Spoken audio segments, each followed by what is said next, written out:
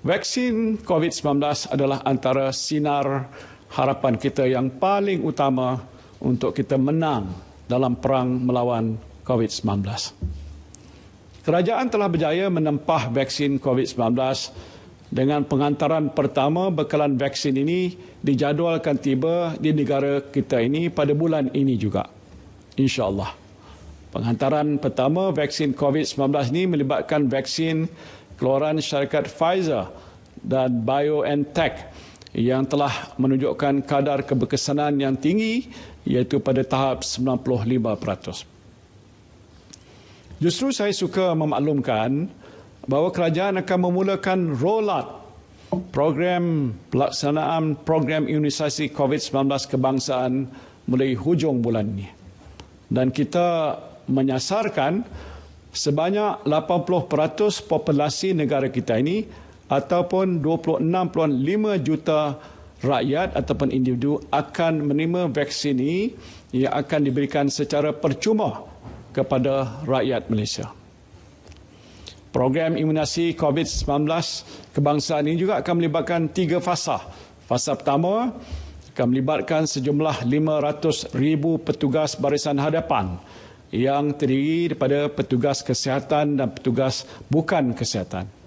Fasa ini adalah amat penting untuk melindungi frontliners kita yang berada di barisan hadapan dalam memerangi pandemik COVID-19. Fasa pertama program imunisasi ini dijadualkan tamat pada bulan April tahun ini. Fasa kedua pula akan melibatkan kumpulan yang berisiko tinggi dijangkiti COVID-19. Mereka ialah warga emas, golongan rentan iaitu yang berusia 60 tahun ke atas yang mengalami masalah mobiliti seperti penyakit jantung, obesiti, diabetes dan tekanan darah tinggi. Golongan orang kelainan upaya OKU juga turut termasuk dalam fasa ini. Sebanyak 94 juta orang dianggarkan akan menerima vaksin di bawah fasa kedua ini yang akan berlangsung mulai April hingga Ogos 2021.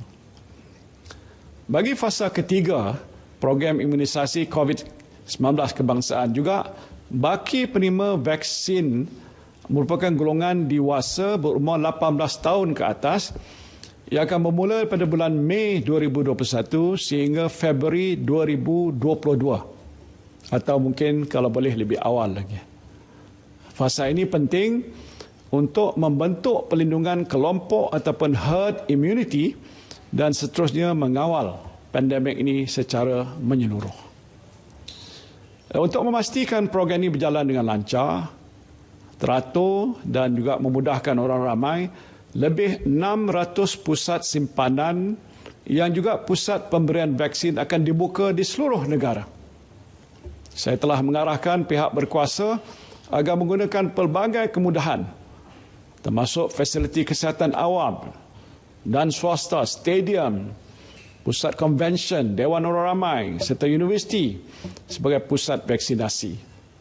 Peruntukan dalam Ordinan Darurat Kuasa-Kuasa Perlu 2021 akan kita gunakan oleh kerajaan untuk mengambil alih secara sementara dewan-dewan dan kemudahan-kemudahan yang lain bagi tujuan persediaan untuk melaksanakan program imunisasi COVID-19 kebangsaan ini. Program imunisasi COVID-19 kebangsaan ini adalah program vaksinasi terbesar yang pernah dilaksanakan di negara kita. Justru saya menyeru dan mengajak seluruh rakyat Malaysia untuk bersama-sama mengembeling tenaga dan segala sumber yang ada bagi menjayakan program kita ini.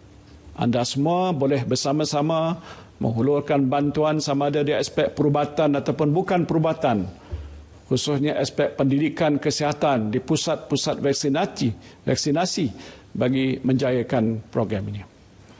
We are all in this together and only together can we win. Lindung diri, lindung semua.